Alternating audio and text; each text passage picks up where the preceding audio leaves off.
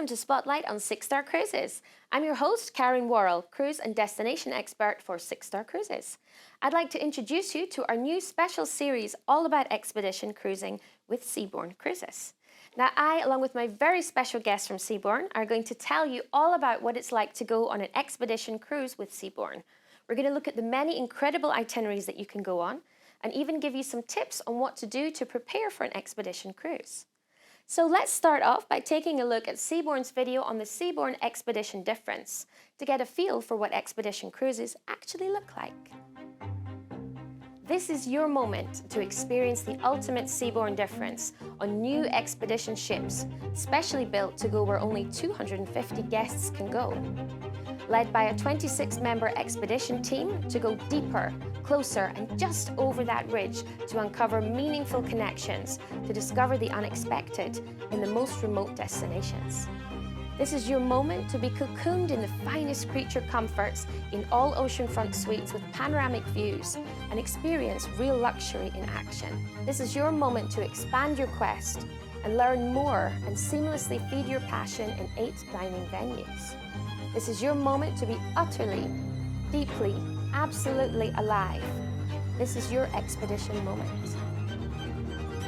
So that's a little taster of what expedition cruising with Seabourn is all about. Seabourn sails their expedition ships year-round, so you can go on an adventure of a lifetime in ultra-luxury at any time of the year. Plan to sail on all 7 continents as well. Their first expedition ship is the Seabourn Venture, which first sailed in July this year, so it is brand shiny and new. And they have a second expedition ship, the Seabourn Pursuit, coming out in 2023. So I have a very special guest with me for this series, Robin West, who is Vice President and General Manager of Seabourn Expeditions, who's going to tell me more about Seabourn Expedition Cruises. So hello, Robin. Thank you for joining me today. Hi, Karen. Absolute pleasure. Thank you so much for having me. I look forward to chatting and connecting about expedition. Let's start with, what do you think makes expedition experience different with Seabourn than with other expedition cruise lines? So that's a great question, Karen. You know, to answer that question, we need to go back a little bit in time. The expedition industry originally started with ships that were repurposed. They were vessels that were designed for something else, and at the end of their lifespan, they were actually taken on as an expedition vessel, converted, and used to explore very remote areas.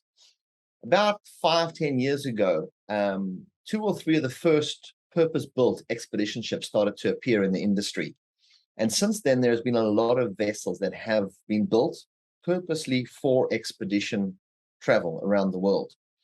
Seabourn got into the expedition segment in about 2013, and it really was extremely popular with our guests, the type of travel, the expedition team on board.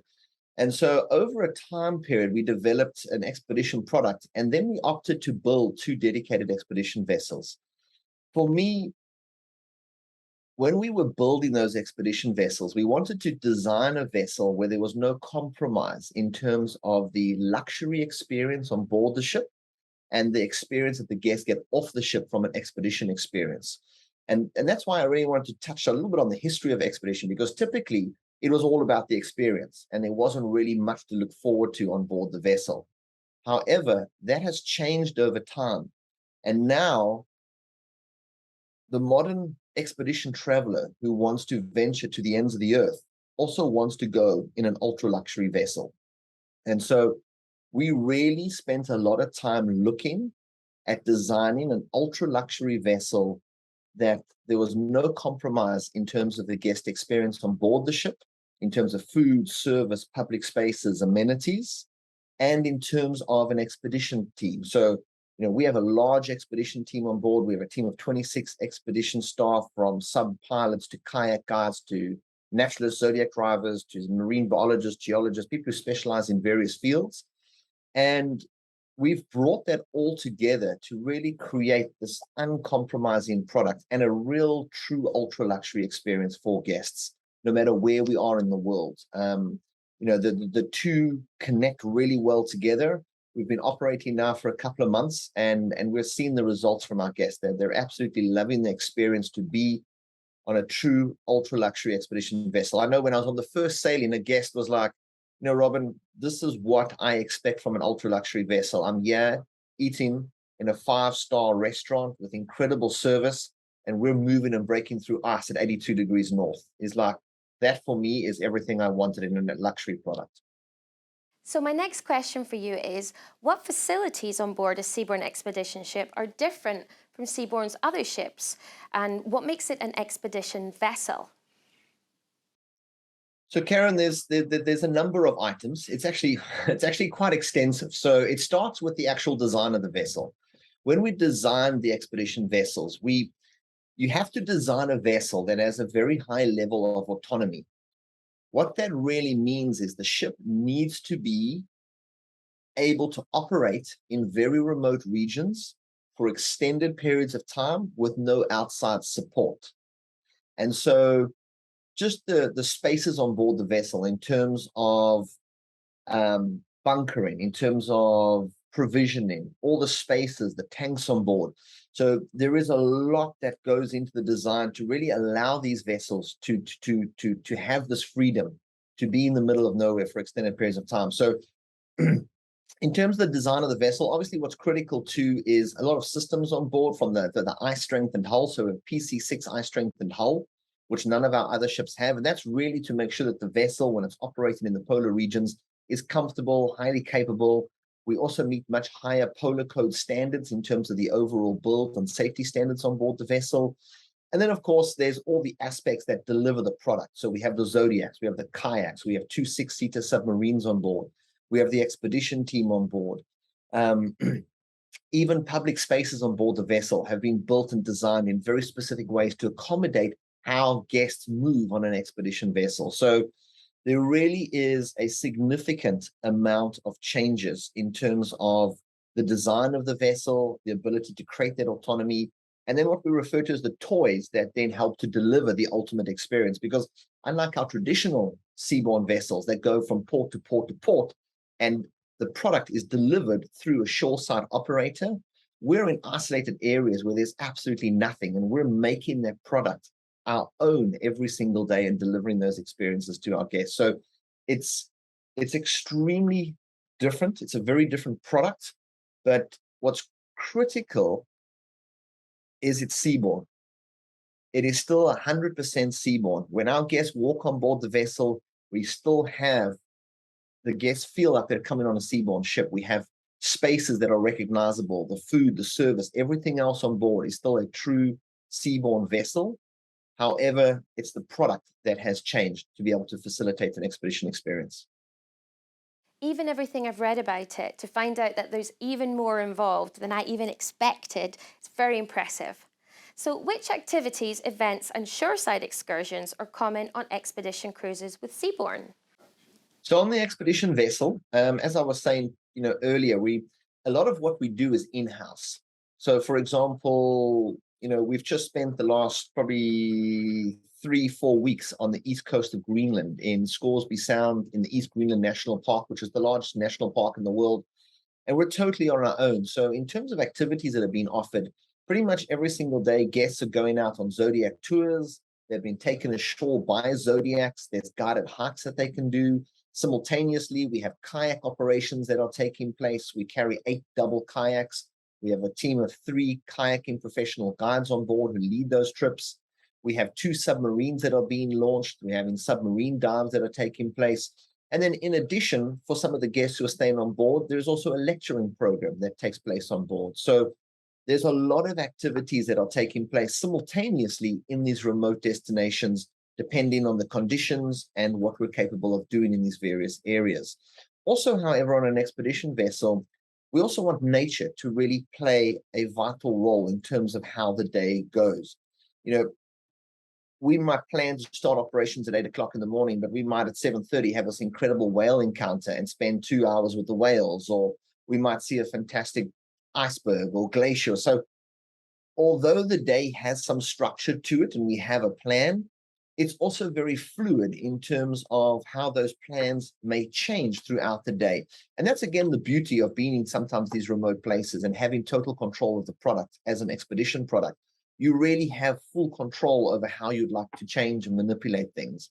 We may get back on board and the captain and the expedition leader might all of a sudden say, look, we've been looking at the charts. We see this incredible area. There's lots of ice. Why don't we go and explore in the evening and see what that has to offer? So it's this fantastic fluid program where we're really not bound by timings, so to speak, like a typical cruise is. Also, on the other side, of course, we do have calls in more traditional ports. So now, for example, we're up the west coast of Greenland. We're visiting small Greenlandic communities. We're doing guided walks. We're doing hikes. So there are areas where we do have encounters with locals and we have third-party operators. What's nice on the expedition vessels as well, every single time we're moving into an area where we have a third-party operator, we always have an inclusive experience, complimentary, available for every single guest on board, because we believe, based on where we're going, based on the product we're wanting to deliver, that's the best thing to do in that area to deliver that experience. We also may have optional shorets in addition. We're a luxury brand. Choice is always about luxury. So it's a real combination of in some ports, what a traditional cruise line might do, or the rest of our ocean-going fleet. But typically speaking, majority of the year, we're more remote and operating a program on our own. So that's wonderful. Seabourn has a team of 26 expedition members on board their expedition vessel. And what do these team members and lecturers specialise in? And would you have the same type of lecturers and team members on all itineraries? So Karen, great question. The expedition team is really the core product. Our guests spend so much time with the expedition team, from recaps and briefings every single evening to being in the Zodiacs, helping the guests in and out the Zodiacs, helping them in the kayaks, in and out the submarines. The interaction on an expedition vessel between the guests and the expedition team is very much a bonding experience, and it's fantastic to see. It's always fantastic to see how on day 1 or 2 everyone's a little reserved. By day 3, 4, once guests have been in the Zodiacs, they've been out, you start to see this camaraderie starting to occur, and this bonding of guests, expedition team members sharing these incredible common experiences. And so the expedition team that we have on board, their expertise vary quite greatly. And to your question, they also vary depending where we are in the world. So when we're up in Greenland, we may have an expert on board around Greenlandic culture and history and things like that. And so we do have a number of staff that work specifically quite regional. We wouldn't be taking them down to Antarctica with us. And, we may have a focus on botany when we're up in Svalbard, for example, because there's some magnificent, beautiful flowering plants. But we probably wouldn't have a botanist with us down in Antarctica. And so the skills and resources that the 26 staff bring to the table are very much regional in terms of how they get employed. Obviously, a lot of our staff have fantastic experience in the Arctic. And then, of course, we use a lot of them in the Antarctic again, because there is quite a bit in common in terms of those destinations. And quite often your historian who's passionate about the history of Antarctica, they're naturally passionate about the history in the Arctic as well, because it's very similar in nature. So there tends to be a core team that moves and is quite flexible in terms of their employment opportunities as we move the vessel around the globe. But without a doubt, we also bring on real regional experts that will only stay on board for a short time period. On board the vessel, we have an expedition leader who really leads the program. He has more of a core team that deals with planning, admin, regulations, processes, and actually managing the overall expedition product. And then, of course, we have, as I mentioned earlier, we have a fantastic team of submarine pilots on board, chief pilots, surface officers that support our submarine operation. We have kayak guides. We have a lead kayak guide, 2 support kayak guides that run that program for us.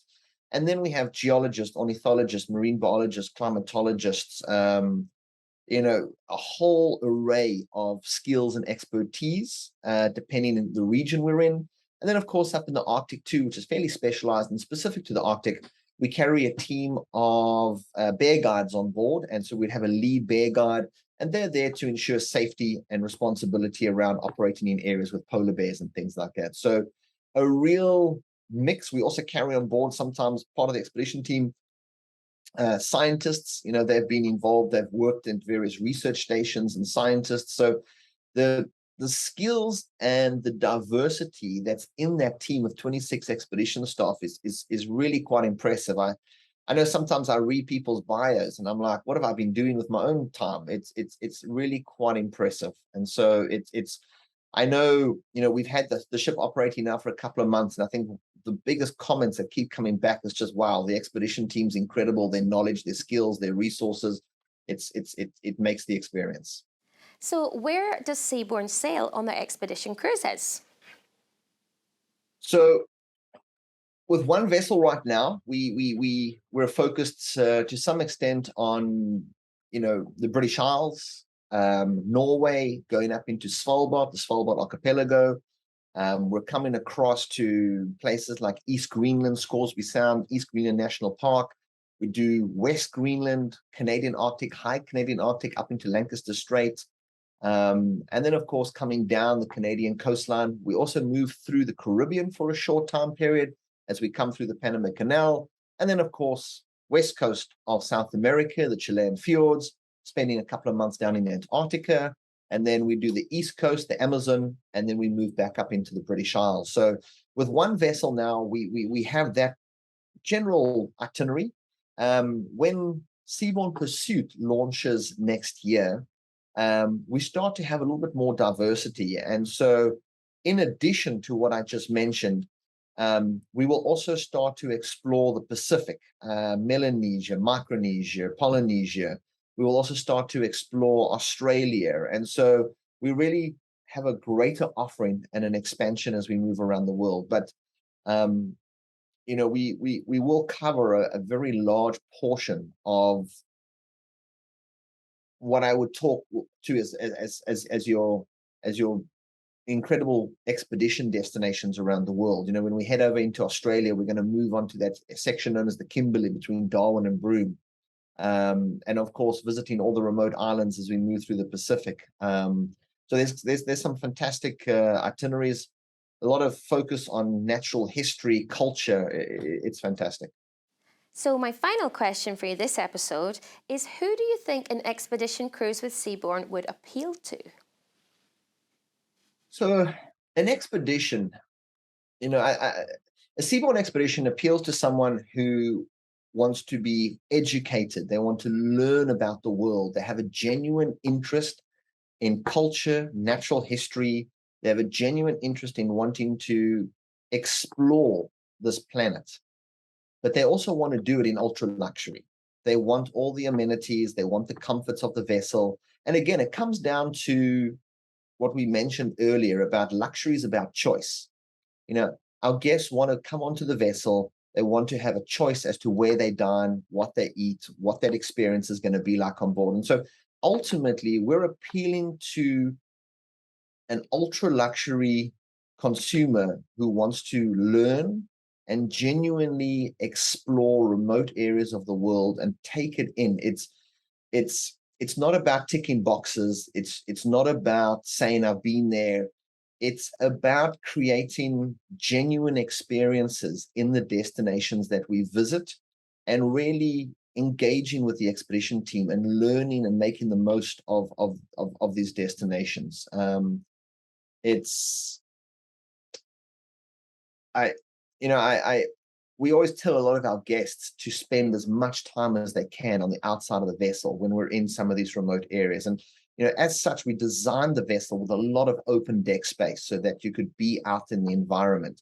And that's critical. The more time people spend out in the environment, whether it's going on the Zodiacs, going ashore, I think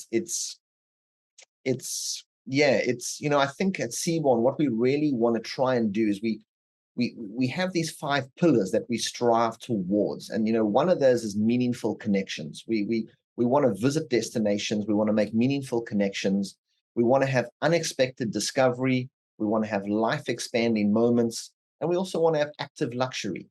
And then the final one is kind of a seamless experience. And we believe that if we can deliver on all of those, the guests that will be on board will have a true ultra luxury, incredible experience.